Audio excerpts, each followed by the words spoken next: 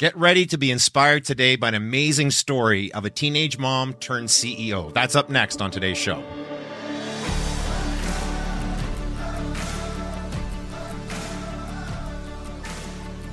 Hi there, and welcome to the Living Richly podcast. My name is Rob Dale, and I'm here with my great friend Eric Deschamps. And man, we're excited today. Really excited today. We are have a guest with us again today, and I know we've had a couple of guests. We're doing a bit of a theme over the summer. Many of our shows are going to be with different guests, like a summer guest series.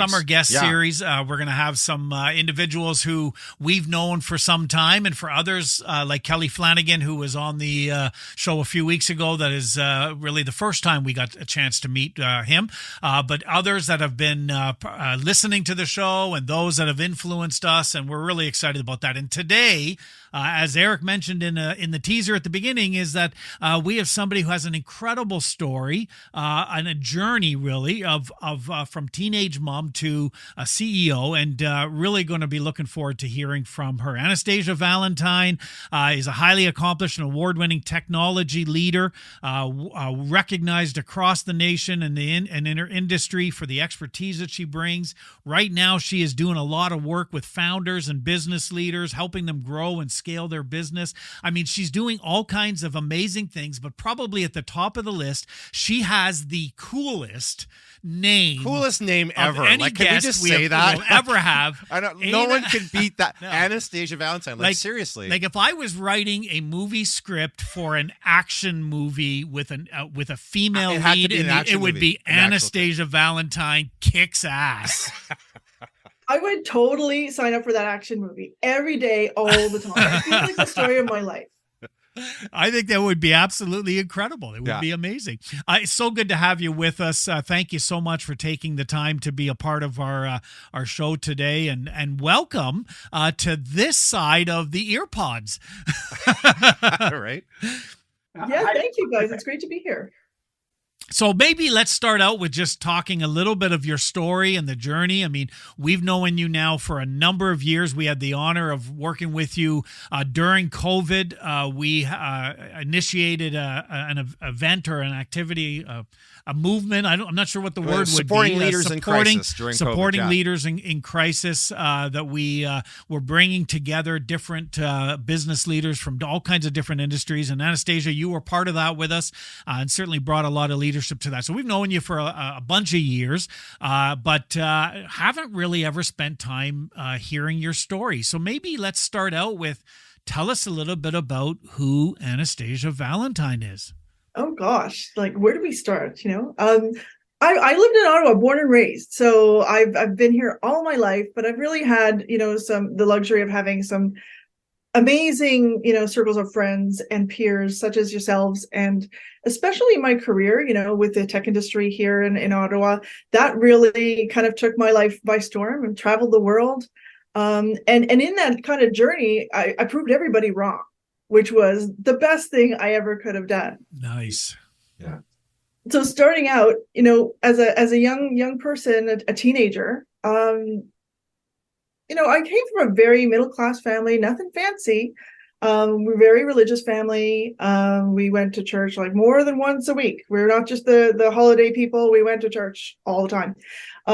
I did not know that about you. I had no idea. Yeah. Well, and I wouldn't say that I'm very religious. I'm very, very spiritual. I just believe that people should be good. And if we are, then it'll all work out. Yeah, that's so great. But, with religion comes a lot of expectations. And, you have expectations that you are going to be, adhere to the rules. And I was kind of, I wouldn't say I was prominent in the church, but my father was on parish council. I was the first female altar server at the church. And my world was really that bubble. That's what it was. That was my community. And everything's going great, I think, in all situations until it goes wrong.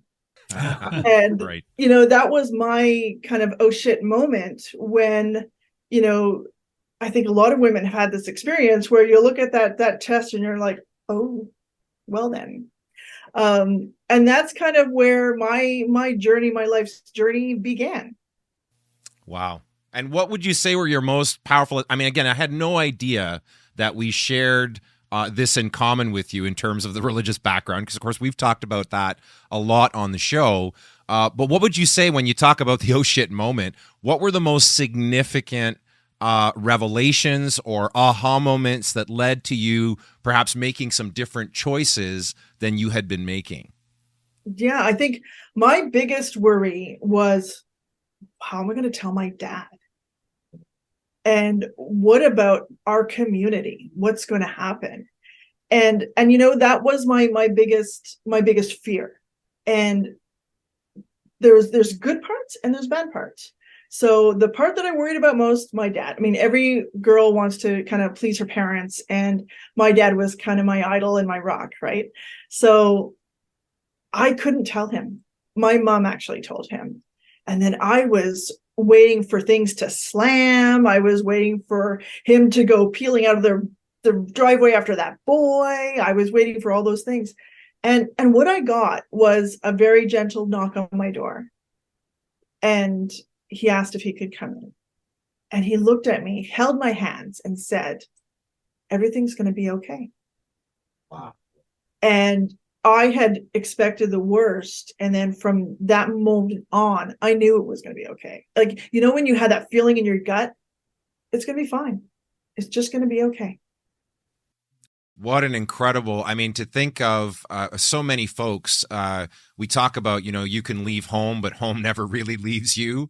And we carry, I think, into our adult lives a mixed bag of good, bad, and ugly, from our childhood experiences, our first formation, to have your father in that moment offer love, support, understanding. Wow. Just powerful, powerful, powerful. And from there, how does the story progress? Well, it doesn't stay that it's going to be okay. So, obviously my community was very much against that. That's not what you do as a young lady, and certainly not as a young lady in the church. So, I kind of lost all of that. Friends, all friends. I lost community. I felt very much alone, which, is something that I think everybody feels at different times in your life. Even as a leader, you sometimes feel very alone. And I remember those feelings, as I progressed in my career, that this is just one of those times that you've got to see yourself through or seek out support. So at that moment, and during the course, of my pregnancy, I sought the support of my family, because they're the ones that were there for me. And despite, what the community may have thought, they're obviously under judgment as well. Like, oh my goodness, really? And it was hurtful. I've got to say, like, it was hurtful to kind of have this bubble and then not have this bubble. But anyways, it was really up to me to create my new bubble. And again, that started with family, surrounding myself with people that believed in me, seeking help when, you can't do this alone. And really being able to believe in yourself when no one else does. And I think that's the thing that has actually carried me through everything. And when we're young, we're taught that you start off at this end of the trajectory at the bottom left-hand corner, and your goal is to go straight up to the right hand. And no one tells you that that's bullshit, because there are ups and downs and roundabouts and back tracks and front tracks, and there's love and there's loss and there's grief and there's all of these things that I think we need to be real with. All the children that we're raising now, is that, what, be prepared for this. And it's okay if that happens. Everything from that trajectory that you're told to follow academically, from a relation standpoint, career-wise, everything. It's okay if it's a little kind of curvy. It really, you're right, it is. And I love, as I was listening to you sharing that piece, what I heard over and over again was you taking control, that you making the decision. One of the things that we often will say, leadership is about taking charge of your life, leading your life, right? We talk drifting or deciding your way into whatever. And living richly, that's what living richly is. Living richly is making the choice that I am going to be in control, that I am going to be the one who decides what comes next, how I respond, how I react. And I heard you talk about, I decided to seek help. I decided to do this. I decided to believe in myself. This notion of really kind of owning every step along this way, no matter how curvy or uncertain the path is. Yeah, absolutely. And this whole notion of choosing to believe in yourself. I mean, that is not the norm. A lot of folks already possess so much self-doubt, right? So much self-criticism. And here you are, you're your teenage mom. Your faith community has pretty much abandoned you or rejected you, whatever term best fits there, and you choose to find support where you need it. And out of that comes, I'm believing in myself. I've got to hear more about that, and I know our listeners are probably going, please tell us how you got there. Oh wow! So I think the biggest thing for me was, and I say this a lot, we always have this fear of failure, but during that part of the early years, and certainly into my career, fear actually was not even on my radar, or failure wasn't on my radar. It was just like, I'm doing this. It's just not up for debate. It's happening. I'm putting myself through school. I am going to get a job. And my exciting news was that I was going to be a legal secretary. And right. Everyone laughs at me now thinking about that. And I remember interviewing for that role in a couple of firms. And this was a long time ago. Let's not date myself, but it was a long time ago. We're not going to date any of ourselves here on this show. Yeah. Sounds fabulous. But I was asked, can you pick up my dry cleaning? Can you, get my coffee? And I realized, no, that's not the role. I do that all day when I deal with my child, my son. I take care of him. I don't need to take care of a grown-ass man. So, and every legal secretary or admin assistant is thinking right now, you just nailed my role. I take care of a grown-up man who's really a child. I'm hoping that the roles have evolved. I'm really, really hoping. Let's go with that. Let's go with that. Let's go with that. And then, I started in very kind of humble, a humble part of the tech industry. And I went into the tech industry by accident. It was just happened to be, that's where I got my first job. I actually graduated community college at the age of 18, which is weird. And I know that. But that was kind of my first thing, is like, yeah, I can do this. This is my first hurdle. Now I've got to get a job. And then I was selling, upgrades for some software for about 2 years, and did some tech support. Tech support, the most thankless job that will give you the thickest skin on the planet. Right. Did that, and that just got me in the industry. And from there, just evolved. But at each stage, there were definitely challenging parts, learning parts. Like, can a girl really do tech support? That was a thing then, honestly. It just was really, really odd. And then throughout my career, there's always been those people questioning, can you do this? Are you sure? And always in my heart, I'm like, I would not have started this if I can't do it. If I can't pull this off, it wouldn't be happening. And it goes back to, I'm not who other people say I am. I'm who I say I am. Wow. And that really takes a lot of chutzpah, first of all. But it makes you sometimes to have to put on your blinders and say, no. I'm not listening to you, and you, especially with social media. I mean, people always have an opinion on absolutely everything. So how do you not take that to heart? Well, the truth is you do. And, you'll see that one comment or get that one phone call or get that one person. I remember when I had my social media or my marketing agency, I had someone who I really admired. And he says, it's a very nice lifestyle business you have there. And I'm like, that crushed me, because like here I am, I'm employing multiple people across the world, and it's a lifestyle business that just didn't make sense to me. But it's those moments when you use the hurt as that signal of maybe they're not correct. Maybe I need to protect that. And it gets you to kind of think, where is that coming from exactly? And once you just give it a little bit of thought, don't pay it a lot of mind, because you'll be overthinking, and that goes into a different rabbit hole. But when you're hurt or challenged, it's important to understand why. And does that mean shields up for you? Does that mean protecting? Does that mean doubling down? It depends on the situation. Again, at the risk of dating any of us, you've been doing this for 32 years and have had incredible success. To be fair, she started when she was young. 4. 32-year career, and as you said, you've led organizations, you've had highly influential roles in so many different organizations. I'm hearing it already in how you're sharing this. We talk often about the importance of scripts, recognizing the negative scripts, and then turning them into those positive, life-giving scripts that really set the stage for what we do. Maybe talk to us a little bit about some of the scripts that you had at different stages of this. I've heard some of them already. Can a woman do this? There were a bunch of scripts that were either external scripts being put on you or internal scripts. And then what was the process for you to rewrite a script to basically say, I'm not listening to that. Instead, I'm listening to this. Maybe fill in a few of the blanks there.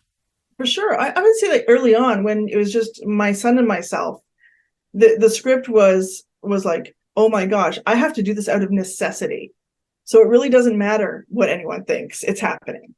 So that was early on. And then, as you go into your career, you get back to that trajectory. That's what I have to do. I have to get up there. I have to get that office. I have to, get that bonus. I have to get that increase. I have to get that award. All of that, I have to say, is all very superficial. Now I can look back at it and say, that award, okay, felt really good at the time, but that doesn't make sense. So it's really focusing on the things that matter, and people only, and it's not just me, but you only realize what matters sometimes after the fact. And then you're like, oh, that really didn't matter at all. Or you just get to have just a different lens to look back on things, and maybe with a little bit of clarity. And what I always do is kind of look at it as, what if that was another person? How would you react or judge or behave? And then I look at that, I'm like, okay, that adds clarity to the situation. What is real? What is in my head? And once you have that clarity, it's so much easy to continue moving forward, because you can't go backwards. You can't, get into that cycle. It's so easy to go in a spiral of, oh my gosh, I could have done it differently. I coulda, woulda, shoulda. You didn't. So just keep going. Right. Keep moving forward. What I hear so clearly in your story, again, is this notion of being very deliberate, and not having the whole journey mapped out for you from start to finish, but using and learning from failure, learning from pain, learning from difficulties. It sounds like very much from an early age you decided to unplug from the matrix and live your own life. I mean, I can so relate. We've talked about this. So many people live according to the shoulds, the musts, and the have-tos that family imposes on them, that friends, social media, culture, you name it. And the vast majority of people that live their lives that way. But you have been following, it sounds like you've been living life according to a different drum beat, right? How in those moments have you known this is the right thing to do, this is the right path to pursue, especially when it goes against the grain of people's expectations? I think it's first you feel fear. You're like, oh my gosh, I can't. No, I couldn't. What if I did that? What would happen? And then I challenged myself, what would happen? What could happen? And, I'll use an example that was even very recent. So this still happens to this very day. The first instinct is fear. So fight or flight. Do we want this or not? And then I think about, okay, this is cool. So I recently acquired a little company and a little AI company. I'm really like pumped about it. But, running a technology company is a ridiculously hard job. It's awesome. So for someone who said they retired last year, now doing this, retired for the fourth time, I'm not capable of it. You're practicing. I'm practicing. Yeah. I'm practicing for when it actually might not ever happen. But I did this thing and I'm like, okay, now where do I take it? So that's the stage I'm at right now, is like, I can either like go all in on this and do what I do, which is building and scale companies for whatever comes next for that company, that technology, or what have you. So that's where I am. So I'm past the fear part, which is a bonus. But it's a really important part of the journey where you have to say, okay, well, now what is next? What do I need to do to get there? And it's just believing and not trying to do it all, because what you can't do it all. Do it in measurable bits that will take you closer and closer and closer to what you want. And that's kind of the next step for me is helping amazing companies that are doing very cool things in the industry and helping their leadership scale. And then, possibly even like scaling this little company that I acquired. So exciting. And I love that it's, you talk about the first instinct being fight or flight or fear. My favorite definition of courage is fear walking, right? It's just being scared shitless perhaps, but continuing to move forward anyway. And it sounds like you've done that, and you listen to the signals and you listen to the signs, and you adapt. And your work, obviously, I mean, exciting to hear you're in the AI space. I didn't know that. So much I'm learning about you on the show. We may have to have you back, because I don't think we'll be able to do this justice on the time that we have dedicated to this today. But there's a lot of folks, when we talk about overcoming that fear response, I don't think people fall short of living up to their full potential for lack of ideas or desire. I think for the vast majority of people, fear is what holds them back. What would you say to that? I think fear can be paralyzing, and then you have to kind of analyze it. Well, is it the fear that I won't be able to pull it off? Is it fear of what other people think? Because then screw that, because who cares? You have no control over what people think anyway. So only be fearful of the things that you could control and then work it out. Because the only thing and what is fear? Like there's the good fear that makes you really think things through. And that's the kind that I absolutely love. Then there's the like, don't go down that dark alley fear, which is a legit fear response telling you that would be a really stupid thing to do. So really understanding which is the good fear that motivates you and which is the kind that's trying to protect you. And sometimes it's a little fuzzy, but if you just think logically and don't worry about taking a chance. And who cares what people will think? Because they won't think that, I told her that she was going to fail and look, she did. Or look, I told her she was going to fail and oh my gosh, was I ever wrong? They don't do that. They don't. It's interesting when I think of fear. When I am making a decision and there's fear involved, it's a practice that I don't remember if Eric, if it was you that first introduced this to me, or if it was Dr. Sherry. But to be able to ask that question, what's the worst thing that could happen? What's the best thing that could happen? And what's the most likely scenario? What's the most likely that's going to happen? And just using those three questions will often, it takes away the emotion of the fear and allows us to be able to now I can be prepared for what most likely. I'm aware of what might, worst case, best case, most likely, allows us to be able to move forward a little quicker. Yeah, absolutely. Absolutely. I'm curious, you've been tracking with the show. I remember you were featured in an article recently where you even quoted us at the show, the Living Richly Show, as a podcast, as a resource you use. I'm curious, obviously, about what part of the message that the show focuses on that's really resonated for you personally. I think what I really enjoy is seeing authentic journeys of people who, like yourself, so I had no idea. And now I feel like maybe I know you a little bit better. That's kind of cool. but actually seeing that, not everybody's life is as polished and beautiful and perfect. And, maybe I was the only one who had a hard time. Well, it's really nice to see that people come out of their experiences better, stronger, and sometimes a totally different person for the better. And it's nice to see those very authentic experiences. And I think for a lot of your listeners, that they're not alone. This is not abnormal. Yeah. Yeah. Well, and more importantly to that, I mean, really, like, which one of us shows up more authentically? Oh no. You just have to sometimes ignore him, Anastasia. That's what I do. Oh, okay. Well, I am curious though. The our article in question, and forgive me, and I'm sure you can remember it, but I'm forgetting the actual magazine that was in, or the source it was in. But you were talking about the hustle culture, and I'd like, again, here you are. You've been on an incredible journey. You continue to do incredible things.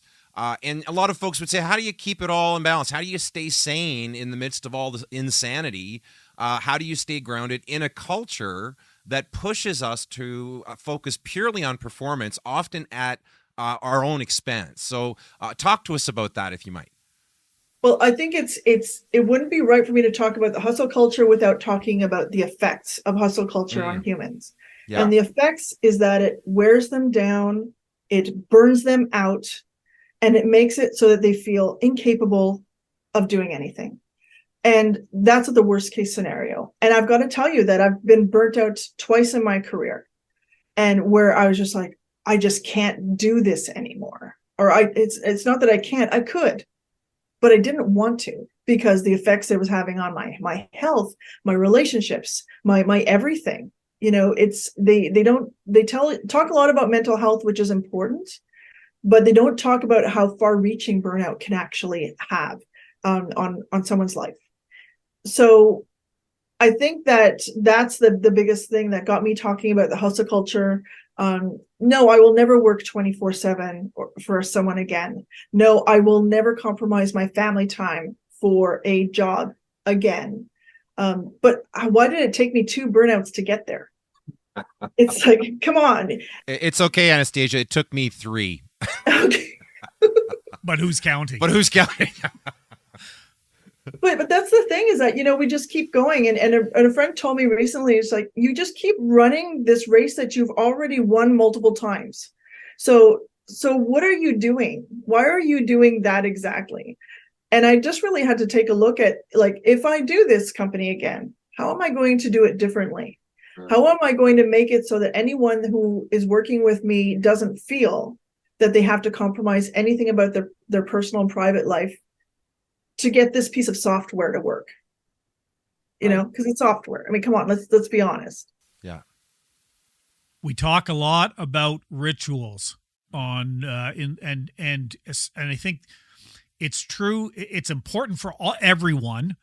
Thinking specifically here with business leaders, here you are, incredibly successful. You continue to unretire, launch new business. I think she's making unretire a word. Yes, I think she has just created a verb. Unretire. I'm unretiring. You do this, and now you're launching these businesses. You're incredibly successful, as we mentioned, award winning, all of this stuff. What are some of the rituals that you practice in your life to keep you grounded, to keep you centered on what truly matters for you? Maybe talk about that. Sure. And it's really simple stuff. It's staying as active as possible, because if you're active, I mean, I think all of us during COVID put on a little bit of pounds, and, we're all trying to work that off right now, but staying active, walking, taking that walk, clearing your head, listen to music, dance, yoga. Those are the things that I do when I'm feeling like I'm getting here again. Yoga every morning is something that I've started on this journey, and actually in yoga teacher training, still in training. I don't know if I'll ever actually teach, but it made such a big difference in my life in terms of starting my day or winding down. It's something that I wanted to do. But I think another thing that I would actually offer to anyone who's listening is be kinder to yourself. That's a good ritual. Yeah. Be really kind to yourself, because that will actually, once you start doing it in practice, don't treat someone, you wouldn't treat someone the way you treat yourself sometimes. Right. And I would always do that to myself all the time. And I think that's why I keep running that race that I've won, trying to prove something over and over again. Well, I don't have to do that anymore. So being kind to yourself, being active, sing, dance, garden, do things that don't involve the internet, do things that don't involve social media, get out there, reconnect with your community. It's time. Oh, it's so good. It's so good. I love the part about, again, doing things that you love, right? It's we've talked about this so much on the show, that part of living your best life is, one, getting clear. What are the things that fill my cup and that make me happy? And how do I turn the volume up on that stuff? And it sounds like that's what you're doing. But you just made a comment about not having anything to prove. And that's a big statement to make, because I think the vast majority of human beings on this planet live most of their lives trying to prove something to themselves, trying to prove something to other people. There's the proverbial saying, they spent their whole life climbing the ladder only to find out it's been leaning on the wrong wall the whole time, right? What is it that led to you being able to say, I'm not living my life anymore like I've got something to prove? I think, the burnouts were definitely, the last one was tough, right? And really having someone else tell me that, I didn't come to that conclusion. I always thought I had to keep going and do it again and do it again. Oh, you've done 5 exits. Well, maybe you need to do another one. Well, maybe you need to do this. And the fact is that I really don't have anything to prove anymore. And when they told me that, and I was just like, that, it's like, I don't. Who am I doing this for? Am I waiting for likes and shares and accolades? No, I don't need that. And I would much rather have like a really great dinner with my family than another business trip, for example. So I think that just knowing that I don't have to prove myself, I don't have to break myself or others to achieve a goal is really where I'm at. And I would love to see every leader kind of achieve that. You don't have to break yourself or others to be a success. I just had one of my leaders, this was about 3 weeks ago. We were checking in after a recent coaching conversation where he really got present to how hard he's been pushing himself for so long. And he said to me, and I never forgot it, he said, I'm going to try on good enough for a little while and see how that feels. And I thought, talk about a powerful statement to make. When you've been pushing, he's been pushing himself his whole life, and I can certainly relate to that. You can relate to that. Sounds like you can relate to it, Anastasia. But this notion of even being kind to yourself, like that is not something that is natural. It's something that most of us have to work at. Again, talk to us a little bit about what that's been like for you, learning to be kinder to yourself, learning to show yourself more compassion. I'm sure there's many people that are listening about it. I would love to know and figure out how to do that, because when it comes to the way I talk to myself, it's not pretty most of the time. Well, I think the first thing is kind of listen to the words you're saying to yourself. And would you ever say that to a loved one? Would you ever say that to another human being? And that's where I was coming from. So when I was telling myself, oh, okay, I'm a list maker. I make lists all the time. I've got lists and books and journals. So if I don't get everything done on that list, I'm a failure. Like I immediately feel like I didn't do well that day, that hour, that sprint, whatever it is. And just knowing that lists are just lists. They're just your little notes, and great. It feels good to check things off. And sometimes you put things on just so you could check it off because I did that today and it wasn't planned. But like, that's something that I've just stopped doing. Like I can accomplish 3 major things a day. This being one of them, for example. I can do 3 major things a day. Hey, we made the list. We made your list. That makes us pretty. I think we're famous now. Anastasia's list. We made Anastasia's list. It's actually when I hear you, I just totally interrupted her. By the way, I did. That's all good. Anastasia, I'm used to that. Yeah, it's on my list every day. Get interrupted by Eric. Check. At least once. At least No, once. it's interesting when you say that. I immediately went back to one of those aha moments that happened during one of the episodes. It was actually the episode about rituals, and the idea is: are the rituals are they serving you, or are you serving your rituals? And I love what you just said there about the list. The list is just the list.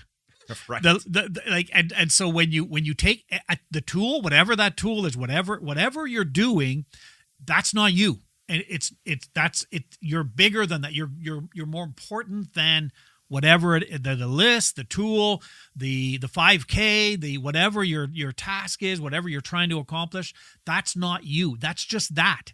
And the sooner we understand that, I think that's one of the most important lessons we can learn on this journey is all of this stuff are just there to help us achieve what we want to achieve, but they're not us.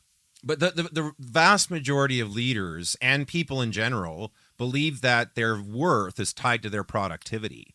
What they right? do. That my value is based on what I produce on a day-to-day basis. And that's why I think part of why we're so hard on ourselves and our entire culture from the time we're little, right, and start going to school, and we get praised for good grades, and even preschool we get praised for doing good things, and so we think the more we do, the more we're worth, the more people will love us.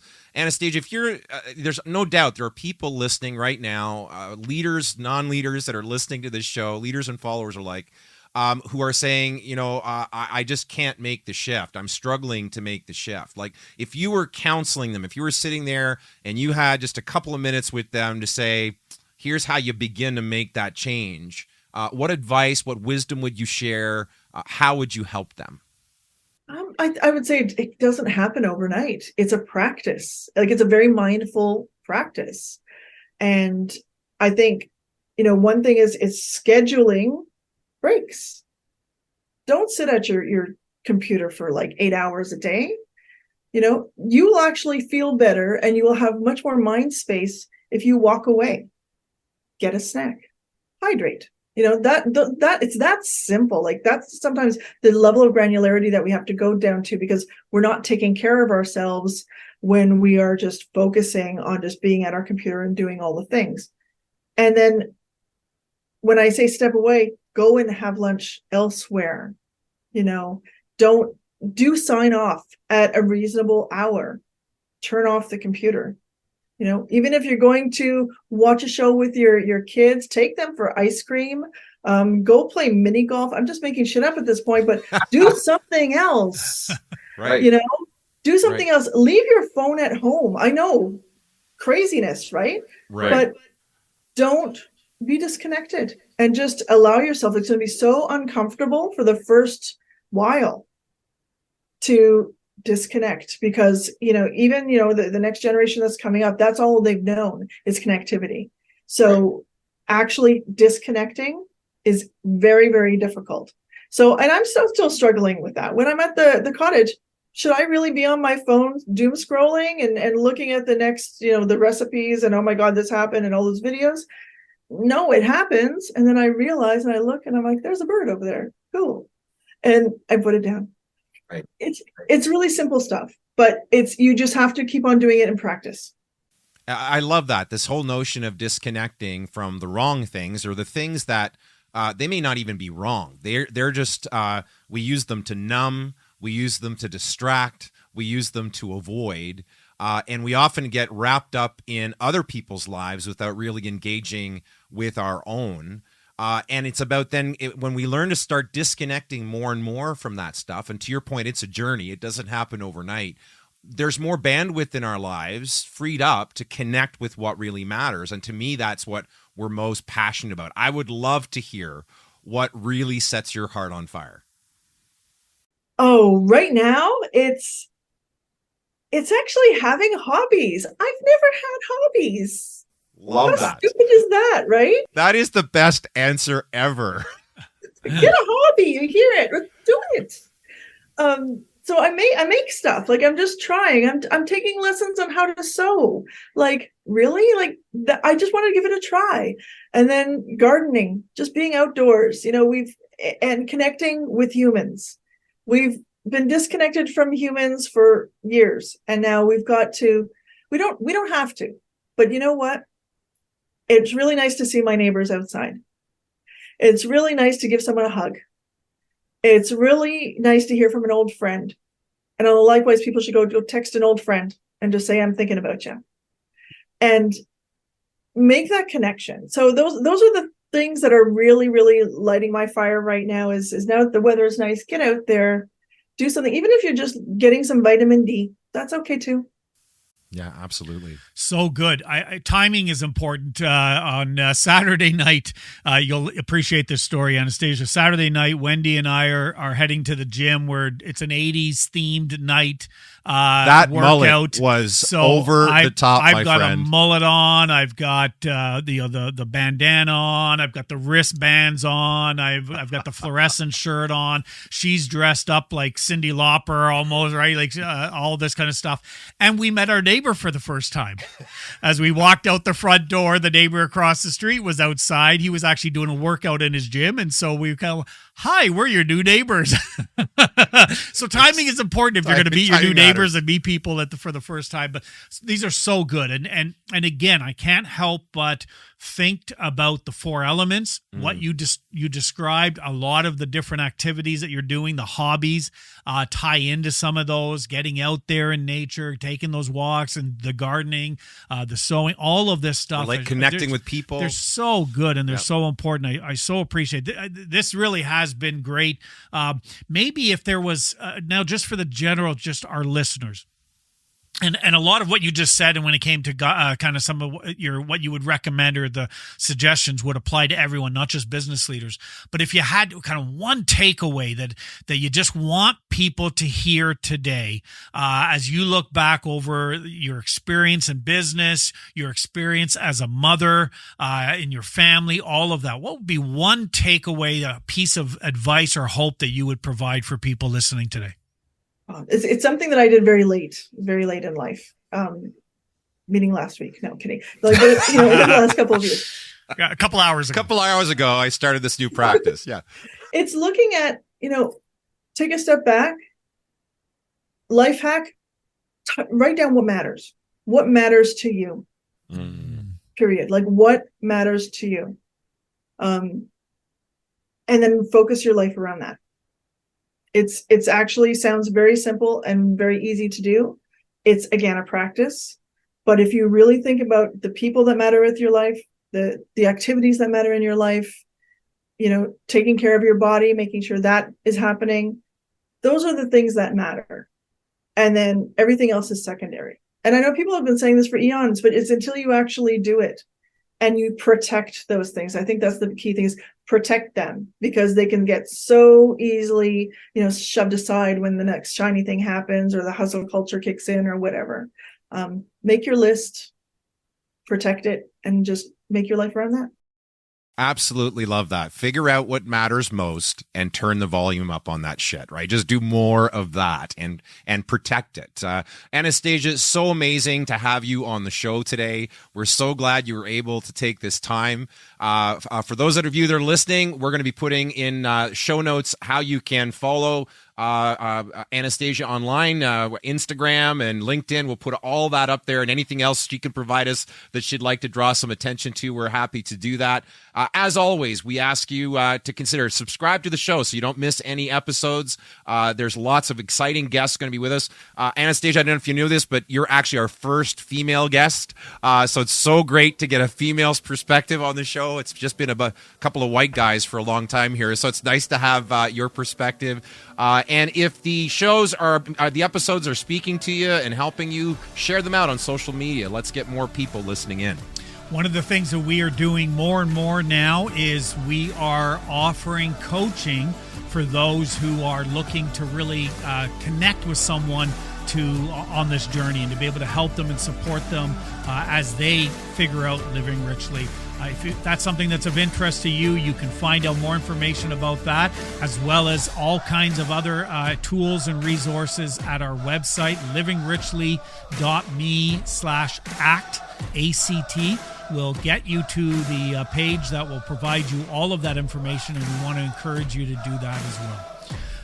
Anastasia, once again, thank you so much for joining us. You've been an absolute delight to have on the show. Just feel actually like a kindred spirit. It seems like although we didn't know each other that well before today, I feel that has, and we definitely want to have you back. We're going to have you back if you'll consider it. So consider this. We're begging ahead of time. Folks, thank you so much for joining us. And until next time on our next show, get out there and live your best life.